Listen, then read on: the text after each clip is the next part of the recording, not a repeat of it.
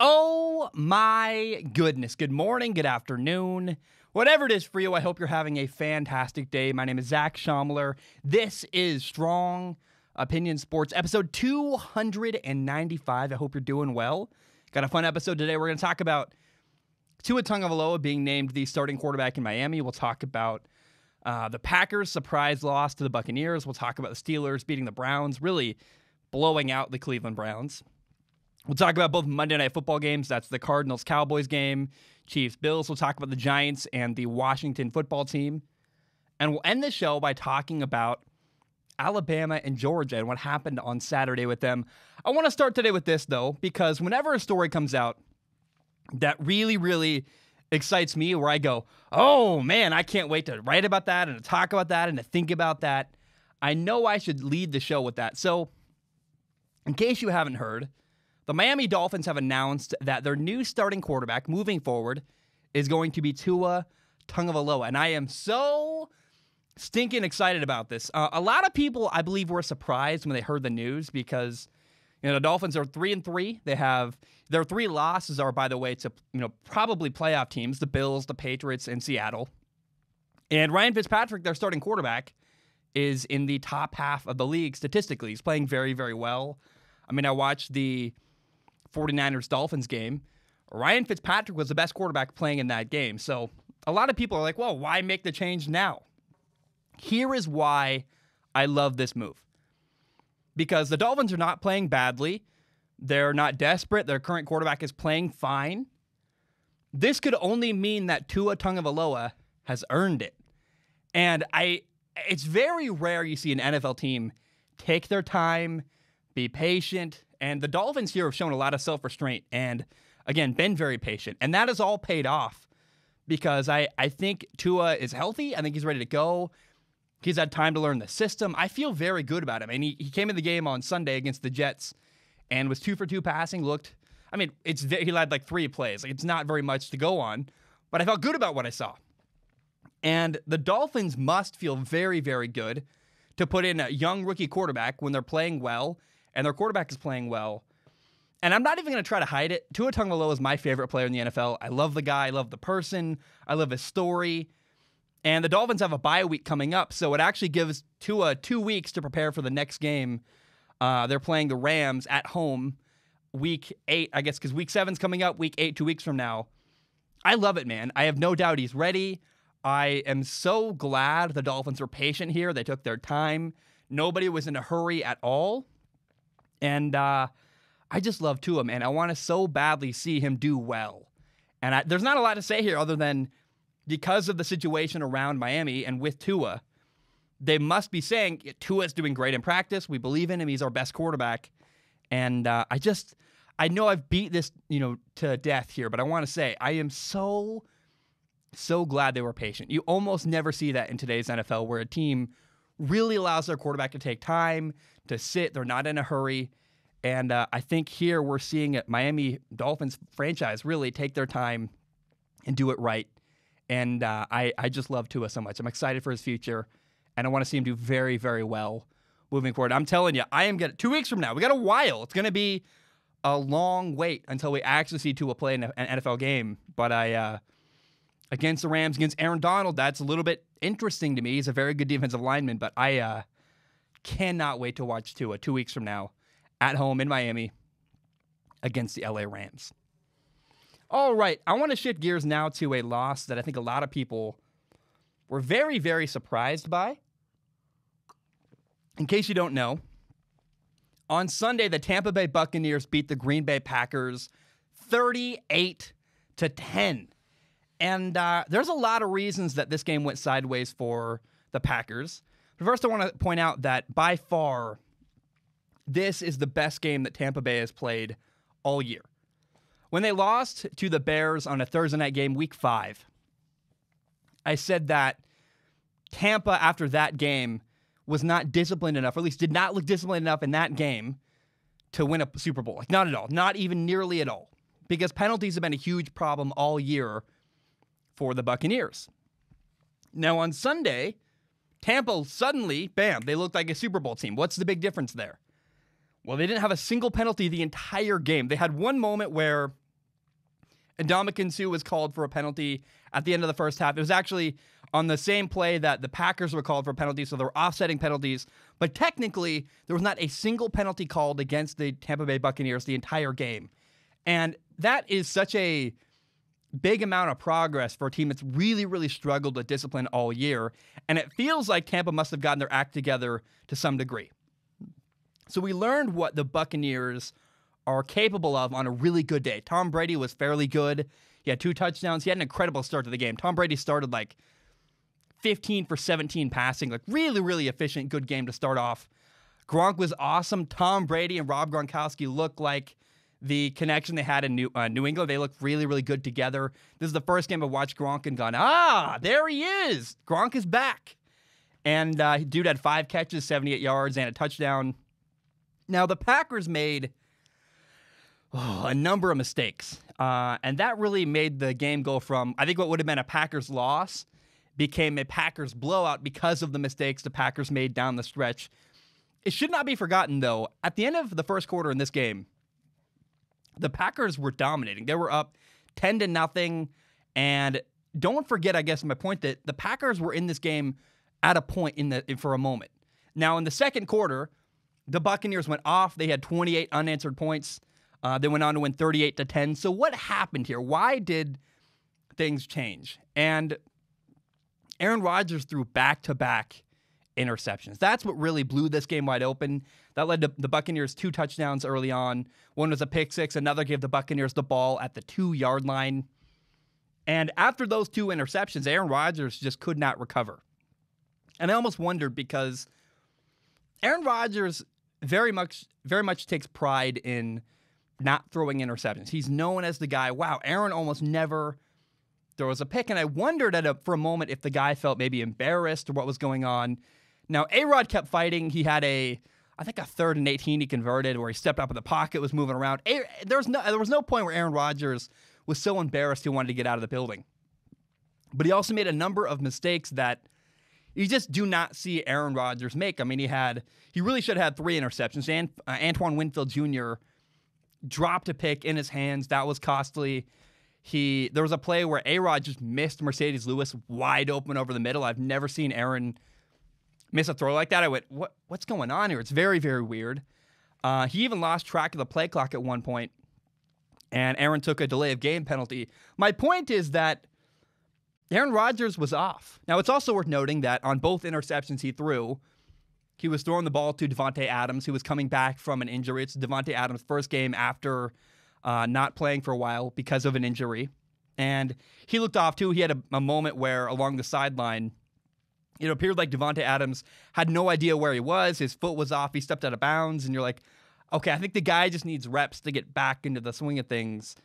And I'll be honest, I want to see a rematch between these two football teams because if we could get Packers-Buccaneers in the playoffs moving forward, I feel like we're going to get a much better game. Because in this game on Sunday, the Buccaneers played their absolute very best game. They hit their ceiling. And Green Bay seems to have hit their floor. They played their absolute worst. And so this was a rare occasion, in my opinion, where we saw Buccaneers maxing out, Packers terrible. You also have to remember that the Packers lost their left tackle, David Bakhtiari, mid-game due to an injury. And I guess we learned what the Buccaneers are capable of on their best day. But I doubt we're going to see another game for the Packers this bad all year. This was their worst performance in a long time. I can't remember the last time I saw Aaron Rodgers throw 2 interceptions, let alone 3 interception-worthy throws. He lost track of the clock. He missed the guy wide open. I've never seen Aaron Rodgers play that way in my entire life. And he just was off. And I think the interceptions rattled him. But you're never going to see that again from Aaron Rodgers or the Packers, not for a long, long time. And I also think it's worth pointing out that while Tom Brady may be the star of the Tampa Bay Buccaneers, the key to their team is their defense. Tom Brady won for so long in New England because he had good weapons around him, had a lot of good help, good structure, and a great defense. Tom Brady and the Buccaneers need a great defense. They had one on Sunday. That's got to continue if Tampa Bay wants to win a Super Bowl. Remember, the Super Bowl is at home this year, and so we could get I think a really fun, interesting Super Bowl would be Tampa Bay, Tom Brady versus the Patrick Mahomes-led Kansas City Chiefs. I think it'd be really interesting. But in order for that to happen, remember, the key to Tampa Bay, it's not Tom Brady. It's their defense. Their defense needs to play very, very well, and they have to avoid costly, embarrassing, bad penalties. If they play clean and their defense plays good, the Buccaneers are a team to watch out for a long way down the stretch this year. Now, I want to touch base on another game real quick. On Sunday, the Pittsburgh Steelers really smacked around the Cleveland Browns 38-7. And look, the Steelers dominated in this game, both on offense and on defense. James Conner had over 100 yards rushing for the Steelers. Pittsburgh had 8 quarterback hits, also 4 sacks. And, man, I've been saying this for a while. The Steelers look like a playoff team, for sure. I really, really buy into the Steelers. A lot of people, I keep hearing, I'm getting messages from Steeler fans going, we're not sure. And, definitely the media is going, let's wait and see. I'm in. I am sold on the Steelers. They play great defense. They run the ball well. Big Ben looks really, really good. They've got great receivers. I'm all in on the Pittsburgh Steelers. I believe in them. And the shocking number here is that the Cleveland Browns, one of the best running games in the entire NFL. The Browns are known for, they this year have been pounding the rock very, very well, running the ball incredibly. I'm not a stats guy, you know this, but the Browns were held to only 75 yards rushing in this game on Sunday. For me, I went, oh my gosh, that's a big number. And not only did they run the ball well, the Steelers, but they also really dominated up front on defense. And their defense is great. They dominate. They disguise coverages very, very well. Big Ben looks very good. I am telling you, buy into Pittsburgh. They're a very, very good football team. And for one reason or another, people keep finding reasons to overlook the Steelers. I am telling you, the Steelers are a good football team. Do not, don't overlook them. They can play. They can beat anybody, in my opinion. And I want to watch, I want to see the Steelers play an actual playoff team, a team like the Ravens, Kansas City. I know they're going to play the Ravens twice coming up this year, and it's going to be a fun matchup. I'm really excited to watch that. That's what we learned, I guess, in my opinion, is just how good the Steelers are. Wow, they are dominant up front. Now, Baker Mayfield, the Browns starting quarterback, started the game with an injury, and I want to be clear to mention he had an injury. Going into the game, Baker had messed up ribs, and then he got taken out of the game in the third quarter down, 31-7. End of the third quarter, they put Case Keenum in at quarterback instead of Baker Mayfield. And I wanted to mention Baker's injury because I know that a lot of people are going to be saying, well, Baker was bad because his ribs were hurt and this and that, and we want to blame his poor play on the injury. Fair enough, right? Fine. But here's the reality, and you can talk about the ribs all you want, but decision-making by Baker Mayfield's been very, very frustrating to watch because, and I keep giving Baker opportunity after opportunity. I keep saying he's in progress. Let's wait and see. I view myself as a very patient person. I'm not the kind of person that goes, I try not to put the hammer down on people too quickly. And the reality is that Baker Mayfield keeps making Phillip Rivers level mistakes where you go, dude, that's just a terrible decision. There's nothing there. You're forcing it. You're predetermining things, or there's a throw. There's nothing open. It's third and long. You're forcing it because you want it, not because it's actually open or there. And Baker keeps making baffling and confusing mistakes throwing the football, and it's not going away. I keep waiting and waiting and waiting, and the problem just is not going away for Baker Mayfield. Now, the Browns have a good offense. They have a ton of playmakers. They have a new head coach, Kevin Stefanski. I would even go as far as saying that right now, the Browns offense is kind of like a high-performance sports car. And all Cleveland needs is somebody to sit in the driver's seat, drive the car down the road, and don't crash. Like, we don't need high performance from the quarterback. We just need a guy who can play clean football, take easy completions, be smart with the football. And I am getting really, really more and more afraid. The more I watch the Browns, I'm afraid that Baker Mayfield simply is incapable of playing good, clean, smart football. I'm developing very, very serious doubts. And Baker may be too injured to play on Sunday, meaning that Case Keenum might be the starting quarterback for the Browns this upcoming week. There's a chance that Baker Mayfield plays better. That there's a chance that Case Keenum, the backup quarterback, plays better than Baker Mayfield does. And that's not good. And I am getting so tired. I've been patient. I'm trying to be patient. I keep telling people he's in progress. It's fine. But I'm starting to not trust my analysis, and that's not good at all. When I go, I just don't. I'm losing confidence in Baker Mayfield, and it's him. It's Baker Mayfield's problem. It's decision-making. It's his inability to play clean football that is going to make him lose his job if he's not careful. Case Keenum might come in and be better on Sunday. That's a huge problem. And I'm getting really tired of waiting for Baker Mayfield to figure things out. I know I'm probably not alone. I'm not a Browns fan. I am sure that Cleveland Browns fans are like, dude, Baker, we need you to figure this out because they got the pieces. They got the coach now. You're running out of reasons to have excuses for Baker Mayfield. And right now he's got the rib injury. But Baker looks like a liability for the Cleveland Browns. And that's really, it's frustrating. It's disappointing. And I'm not a Browns fan. I'm not a Cleveland Browns fan. But my whole life, the Browns have been really bad. And I feel like every single year I go, maybe this is the year that horrible franchise in Cleveland, the little engine that could, figures it out. And right now, their quarterback is the problem. Baker Mayfield's holding them back. And Baker Mayfield's got to play better. You're running out of reasons to have excuses or reasons to give Baker Mayfield the benefit of the doubt. I'm losing patience. I know Browns fans are probably losing patience. And today, Baker Mayfield's a problem in Cleveland. He's got to figure it out and got to find a way to play cleaner football. All right, I'm going to take a short break. When I return, we'll talk about the Monday night games. That's the Cardinals. Kyler Murray went home to Dallas. It was really fun. I guess home to Texas. We'll talk about the Chiefs and the Bills. Later down the road, we'll talk about the Giants beating Washington. And we'll end with, in case you're curious, we'll end with Alabama versus Georgia. A lot of fun stuff. Saturday was awesome. And my name is Zach Schomler. I'm going to take a short break. I will be right back. All right, we are back. I want to jump in. I want to talk about the games from Monday Night Football. We had two of them, which has been becoming increasingly more common because of COVID-19. So in case you don't know, the Arizona Cardinals beat the Dallas Cowboys 38-10 on Monday Night Football.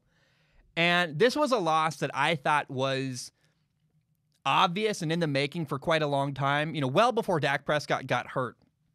Go watch my season prediction for the Arizona Cardinals. I've been talking about this game for a long time. And what's kind of sad is that the Cardinals didn't even play very well, and yet they still dominated this game. So first of all, Dallas had 4 turnovers, and I don't know, Andy Dalton did not impress me very much. But even more of a concern is that Cowboys running back Ezekiel Elliott fumbled on back-to-back drives, really kind of handing the Cardinals 2 touchdown opportunities in a row. And people got crazy mad at me when I said that Ezekiel Elliott was overpaid. And unfortunately, recently, Ezekiel Elliott's been proving me very much right. He has been paid a lot of money. The dude is not delivering. He keeps turning the ball over. He's got a fumbling problem very clearly this year. And I got no problem with Zeke, but he's got to play better. It's really getting problematic for the Dallas Cowboys. Now, as I said a second ago, Andy Dalton did not impress me at all. It's one game I do suppose that Andy Dalton could get better as time goes on. He had 2 interceptions. He should have had 3.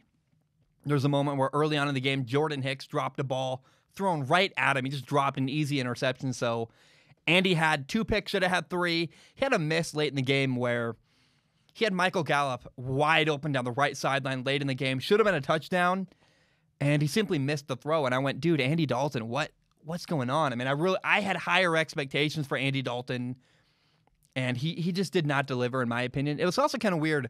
There was a shot of him early in the game. Looked like the dude was playing while chewing gum. I've never seen that before. I guess I tried that at practice one time. It didn't work. I just thought it was weird. I went, Andy, really? Gum? What's going on there?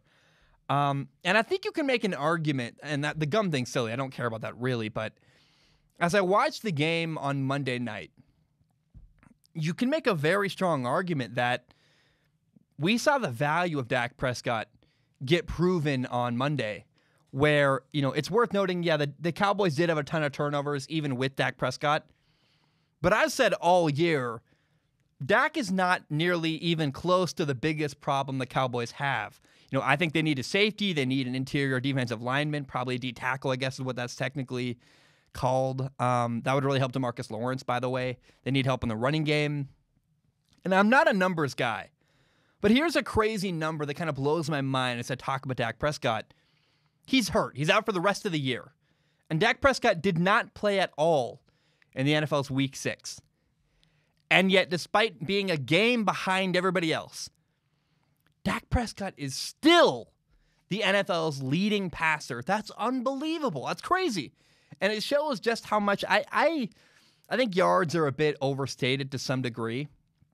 But the fact that Dak is still down a game, and yet still in the lead as the NFL's leading passer, that'll go away very quickly as the weeks go on. But it's wild to me, and it shows to some degree just how valuable he is. Dak Prescott, they have a game without him, they just fall apart. They get their butts kicked. They get embarrassed horribly. And again, the Cardinals didn't even play very well, and the Cardinals won the game walking away.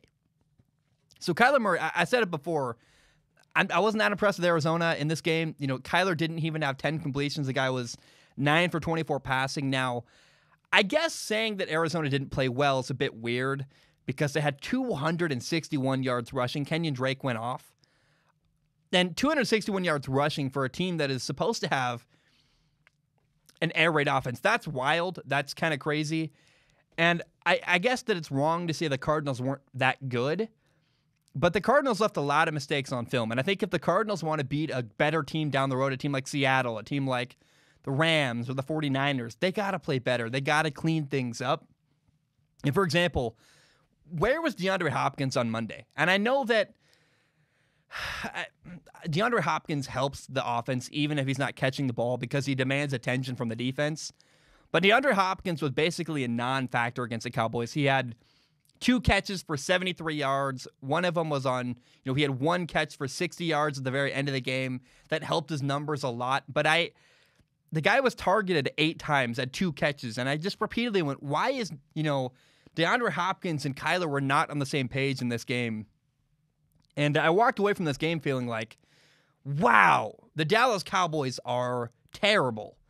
Rather than feeling like, yeah, the Cardinals were just impressive and very, very good. So I felt like this was a game where we saw the Cowboys' problems on display. They looked terrible. They were a gigantic mess. Andy had 2 interceptions. They had Ezekiel Elliott had 2 fumbles. The Cowboys were a mess rather than, wow, the Cardinals were great. And I maintain that the Cardinals are going to need to clean things up down the road if they want to beat a better football team. And not just beating teams like the Dallas Cowboys, who are apparently just a gigantic, gigantic mess. Now, another game on Monday. On Monday night, the Chiefs beat the Bills 26-17. And I don't have a ton to say about this game. I think that this is a game that will be easy to forget because it was a Monday night game. It was wet. It was sloppy. It was messy at times. And the story here that cannot be forgotten, as you look back on this game, when the year is over and we look back on this game and go, wow, that was a key victory for the Chiefs that helped them make the playoffs or whatever. Or maybe for playoff seeding, something like that, right? What can be forgotten about this game is how dominant Kansas City was up front, despite a bad situation going on for their offensive line. Their right tackle, Mitchell Schwartz, was out with an injury. They had a backup center in the game. They're shuffling things around on their offensive line because, Kelechi Osemele, I guess is how you say that. I apologize. I always butcher his name. I try, and I get it wrong every single time. Their left guard is out for the year, so they had a backup left guard in as well. Basically, Kansas City had 3 backups on the offensive line, and yet they still dominated up front. They ran the ball incredibly well. Clyde Edwards-Helaire ran for 161 yards rushing. And I guess running for yards rushing, that's a stupid way to say that. But Kansas City is not only the best screen team in the league, they were great again on Monday. Patrick Mahomes was very, very efficient. He was 21 for 26 passing, had 2 more touchdowns. And what's crazy to me is that despite a really, really bad circumstance on the offensive line, Kansas City didn't just beat a possible playoff team, the Buffalo Bills. They dominated up front. That is the story that cannot be forgotten is, wow, Kansas City overcame a really bad circumstance and didn't just overcome it. They were incredibly dominant. And I'm curious, as the year is going to continue on, can Kansas City win another Super Bowl with their offensive coordinator, Eric Bieniemy? It appears to me like Eric Bieniemy is going to be the hot big name, the guy who is taken up to be the next head coach in the NFL somewhere. And I'm curious if the Chiefs can kind of capitalize on their final year with Eric Bieniemy and win another Super Bowl before they lose him. And we don't know how much he brings to their team. I mean, there was a moment where Travis Kelce had a fumble before halftime, was really, really angry, and Eric Bieniemy helped calm him down. I'm pretty sure Eric Bieniemy looked like really kind of helped Travis Kelce relax and calm down. And there's a lot of stuff behind the scenes that Eric Bieniemy does that we just don't know about. And I'm really curious to see if Kansas City can capitalize on their final year with him. Can they win a Super Bowl with Eric Bieniemy before he, goes away? And can they get 2 basically before they lose Eric Bieniemy? Now, the Bills were not good. The Buffalo Bills, this is 2 weeks in a row now where they just look like a mess. They look very, very bad. It's one thing to lose. It's another thing. Buffalo got physically dominated at home. That's not good. Not good at all. And 2 weeks from now, on November 1st, we have the Patriots at the Buffalo Bills. And I'm really, really curious. Between that, Buffalo has a game against the Jets to clean things up and to figure things out. But Buffalo's got to get things figured out very, very quickly, or else they're going to get embarrassed by the Patriots on November 1st. And I'm telling you, 2 weeks in a row, Buffalo's looked really, really bad. They have to bounce back next week and, learn and clean things up next week for the Jets. And then 2 weeks from now, the Patriots, the Bills, they've looked bad 2 weeks in a row. And that cannot happen if you want to be a playoff team. We've been talking about the Bills, I have at least, as a team that could make a deep playoff run. And 2 weeks in a row, they got embarrassed by the Titans, and then they got dominated up front on the defensive line by the Kansas City Chiefs against a lot of backups. That's not good. And so the Bills got to clean things up and play better if they want to be a team that really, truly can make the deep playoff run everyone's talking about and that the expectations are in Buffalo. All right, guys, I'm going to take another break. When I return, we'll talk about the New York Giants and the Washington football team. The Giants won. It'll be fun to talk about that.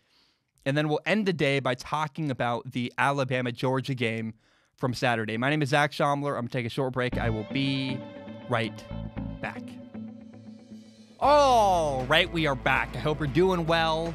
I want to now jump in and talk about the Washington football team. So in case you don't know, on Sunday, the New York Giants beat the Washington football team 20-19. And first of all, this game came down to one play. Washington scored a touchdown with 36 seconds left. Kyle Allen threw a touchdown, made the game 20-19. And so Washington had a 2-point conversion. They were going for it at the end of the game, going for the win. And as a football fan with no stake in either side, I loved it. The drama was fun. It's interesting. Now, Washington fans, a lot of them were mad that their team went for 2 at the end of the game. Honestly, I didn't mind the call because I'm really not sure how you're more likely to win the game going to overtime in that game.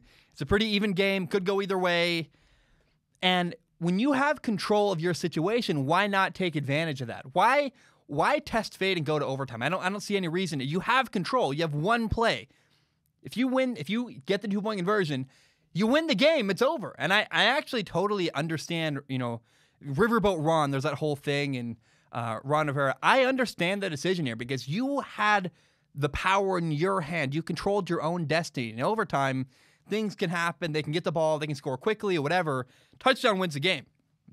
So I really totally understand and appreciate Ron Rivera's thinking here. We have the power. We get the 2-point conversion, we win the game. I understand it. I get it. You can win the game with this one play. I support that. I totally agreed with the call.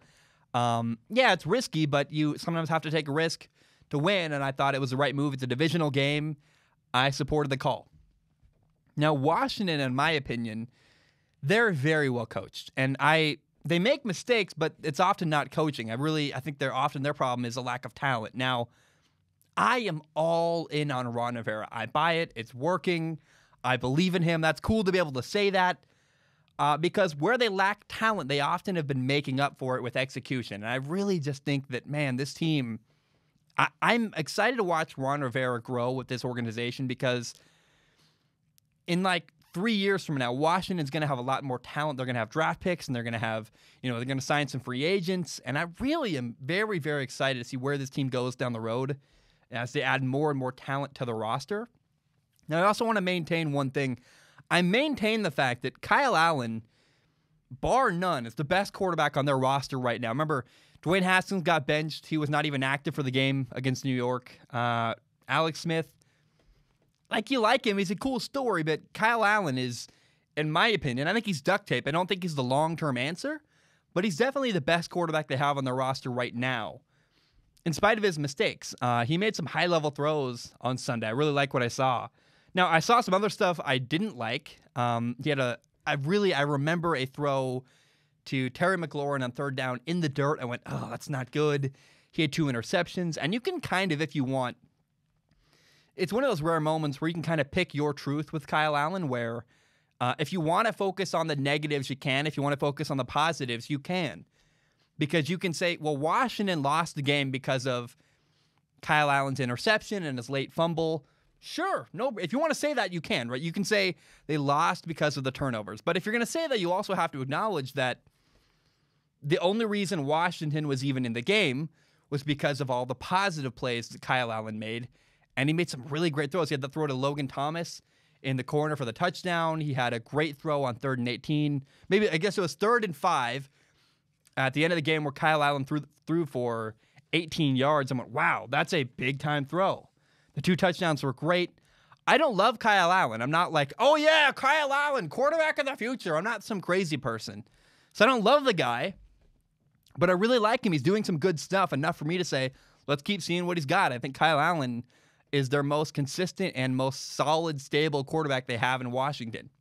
Now, I was really, really surprised that if you told me going into the game, Washington was only going to have 1 sack all game, I'd be like, no way, that's not possible. Because Washington has this crazy talented defensive line. They have Ryan Kerrigan, Montez Sweat, Chase Young, Deron Payne, Jonathan Allen. I just listed 5 first-round picks on their defensive line. Now, as a group combined, they only had 1 sack. 1 sack the entire game. I'm like, where's Chase Young? What's going on? And I was very surprised at how things played out. I really would have thought that the Giants would have given up more sacks to Washington. They only gave up 1 all game. That's kind of crazy to me. And I got to say, I was really, really impressed with the Giants rookie left tackle, Andrew Thomas. I apologize for it. I don't remember. It's in my notes, and he was the number 4 overall pick in the NFL draft. He played like it on Sunday. He was phenomenal. I also have to say that I know this is gonna lose some people, right? Because you look at the numbers and you're like, Zach, you're on drugs. Are you crazy? And I understand that. I've got a lot of patience for Daniel Jones. I think that the Giants quarterback, Daniel Jones, is playing very well considering the situation around him. People are being very, very hard on Daniel Jones. And I get that the numbers look terrible. But consider that it was a crazy offseason. He's got a new system, a new coaching staff. Saquon Barkley got hurt. There's not a lot around him.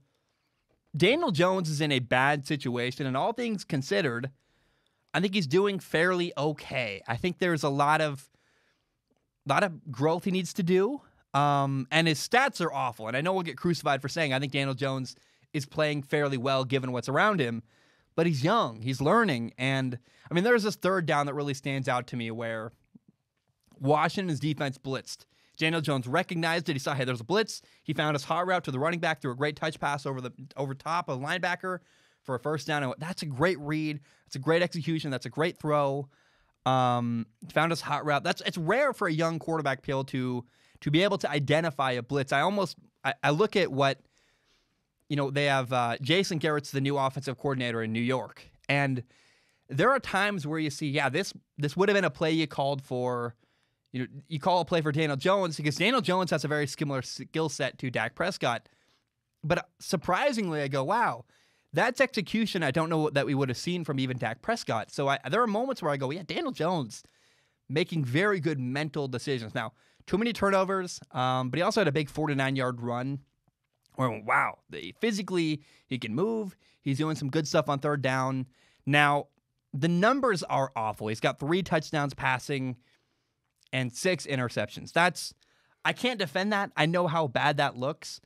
But I'll be honest, I personally want to give Daniel Jones till the end of the year, I guess, before I come down with the hammer of judgment and say, your career is over, you're terrible. I don't see why people are so quick to just bail on Daniel Jones. I want to recognize the situation he's in, what's going on around him.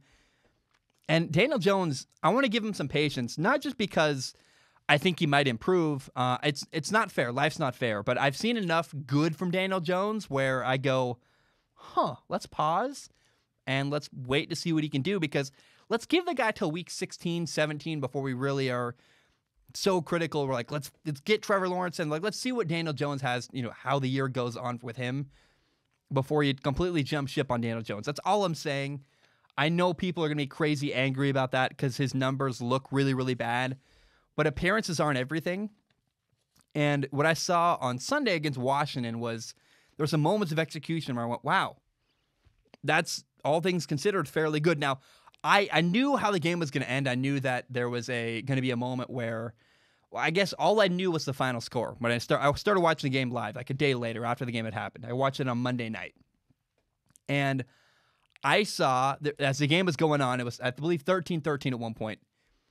And I went, man, it was 13-13. And I went, man, how cool would it be if Washington scored first and then the Giants had this game-winning drive with Daniel Jones? We never got that moment. I never saw. And that was disappointing because I really was hoping, maybe it's 13-13. I know the Giants win 20-19. Maybe we see Daniel Jones get this really cool game-winning drive.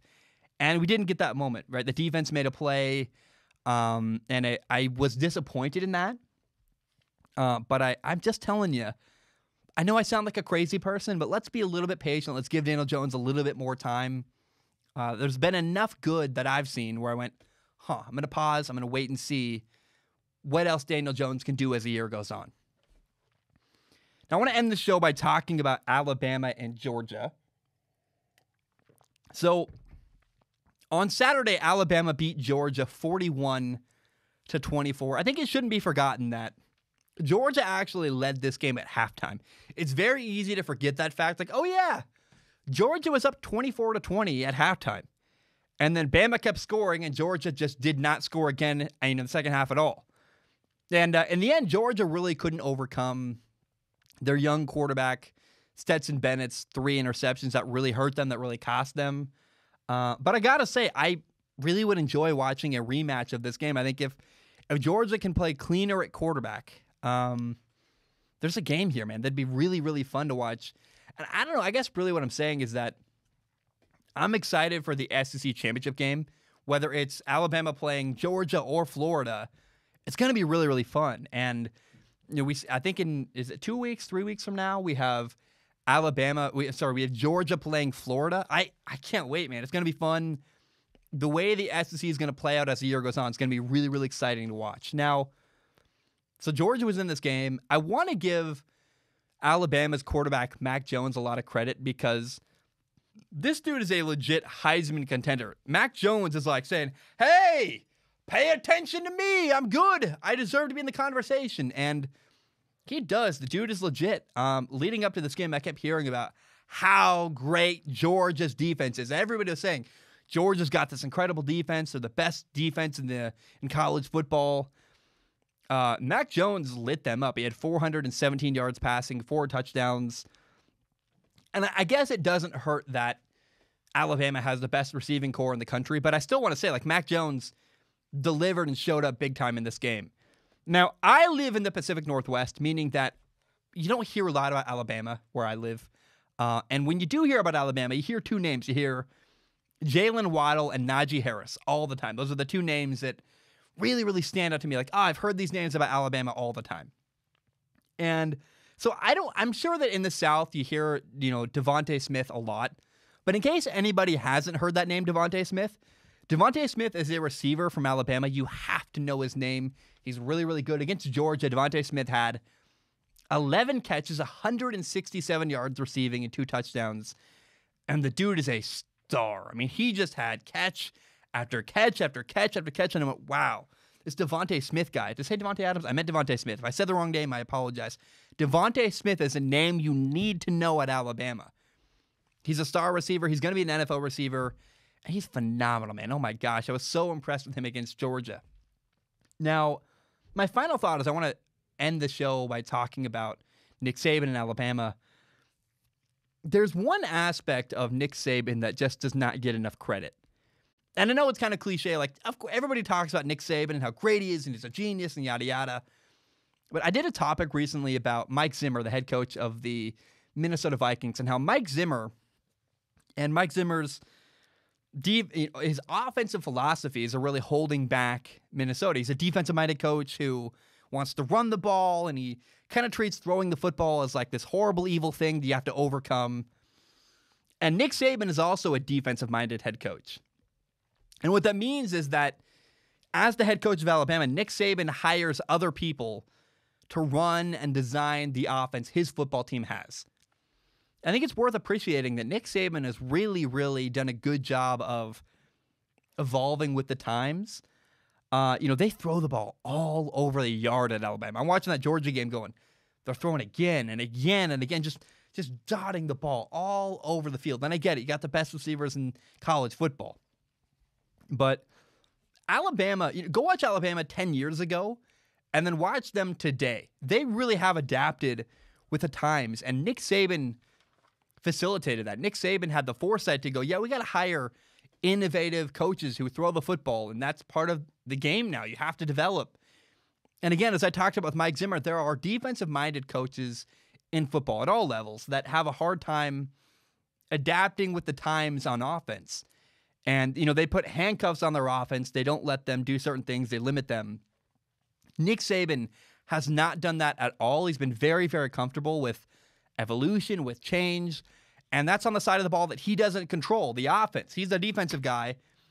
Somebody else always runs his offenses. And the way that Nick Saban has just allowed change and allowed growth and allowed evolution on offense, I think that deserves credit. That kind of hit me as I'm watching Georgia, Alabama. I went, wow, like Nick Saban really has allowed a lot of change to go on with his offenses. And go watch Alabama 10 years ago and watch them on Saturday. They're just completely different. And Nick Saban allowed that to happen. He made that happen. He facilitated that. Nick Saban deserves a lot of credit for his foresight and his willingness to evolve and change with his football team's offenses. All right, guys, that's all I have. Thank you so very much for tuning in. I really appreciate you. I got 4 more games to watch. I'm going to watch the Eagles and the Ravens. Literally, while this show uploads, I'll be watching Eagles-Ravens this morning. I hope we're doing well. I got up really early to record this, and I care about you. I'm thinking about you. I'm really excited. I'm doing NFL Week 6 predictions versus reality. My hope is, pray to God, and I don't, here nor there, I hope I can get that out before Thursday Night Football. If not, I'll be recording literally during Thursday Night Football. It depends on how much sleep I can get between now and then. But we'll do predictions versus reality for NFL Week 6. I think it'll be really, really fun. And I love you. I care about you. Hope you have a great day. Ba-dum-bum. Bam. We are done.